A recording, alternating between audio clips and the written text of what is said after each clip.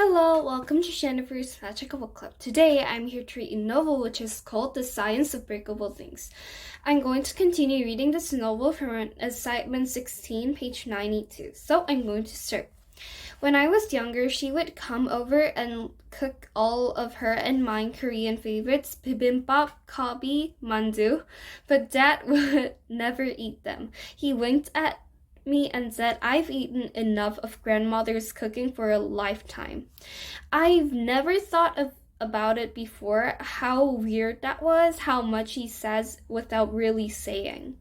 All I know is I will eat my mom's cran apple pie forever. And by the time that cran apple pie did come around, Mom was smiling and eating and asking Grandma questions. I could almost forget the situation. I could almost forget about the situation. I could almost forget about the quiet nights, quiet mornings, quiet darkness that had settled around our house for the past 4 months. I could almost forget about Dad bumping around the kitchen, navigating pots and pans he rarely used, and me stumbling through the science homework she'd always help me with. Seeing her smile, seeing her eat and smile and laugh, I could almost forget all that. Almost, but not quite. After dinner, we sat in the living room with Mom and Grandma and me on the couch. Grandma stroked my hair exactly the way Mom used to. Eventually, she made me change into my new pajamas with the dancing cats and dogs, and I put them on for her even though they were too stretchy and too small. Ipuda. Ipuda. Grandma gasped when she saw me. That's stiffened at the Korean language. She always does that. I don't know why. I laid my head on my grandmother's lap and I felt like a little kid again, listening to my family talk around me. At one point, Dad started talking about his work, about his research, and I fell asleep to the sound of his voice. Even as I slipped into sleep, I could feel Mom fading into the background, and Dad kept talking, and all the word was backward, but I couldn't quite remember how our family used to be. I woke up in my bed the next morning, disoriented and panicked, as if I'd had a nightmare. When I went downstairs, Dad was in the kitchen, taking plates out of the dishwasher and stacking them in their right cabinets, cleaning up and erasing all the evidence of last night. Grandma was staying at a hotel nearby, and we were all supposed to get brunch later, but Mom wasn't around. Their bedroom door was shut tight.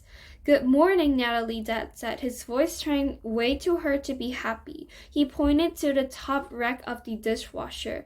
"Why don't you help put the glasses away?" I walked over to him and started working on the glasses, and we stepped through the kitchen in silence with nothing but the sound of clinking dishware. I couldn't wait to see Grandma again because she would fill us in with her noise and she would bring Mom back again. "Natalie," Dad said, his voice was trying too hard. "Remember how we agreed on your appointment? I spoke with the therapist and I think you'll really like. She's a friend." "Okay," I cut him off real quick. I picked up 2 more glasses, but they felt so heavy in my hands all of a sudden, and I set them down on the counter too hard. "Where's Mom?" I asked, because I couldn't hold my question any longer.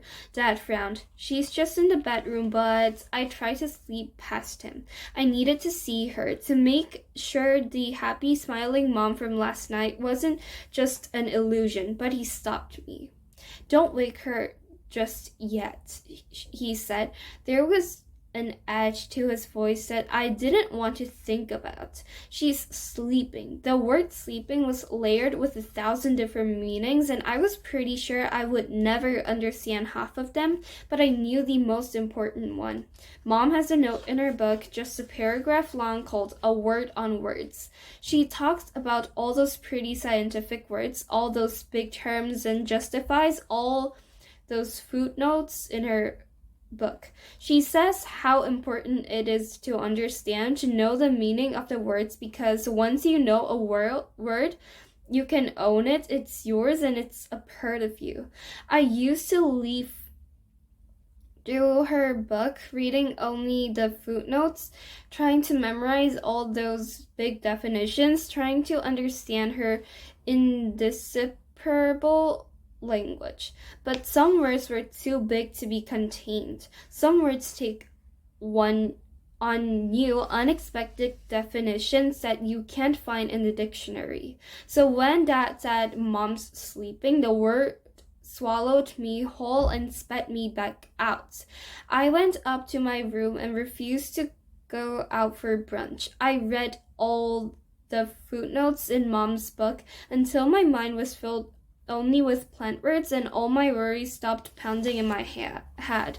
So I'm done reading till the end of assignment 16. I hope you're joining with me and see you later. Bye. Have a nice day. Thank you.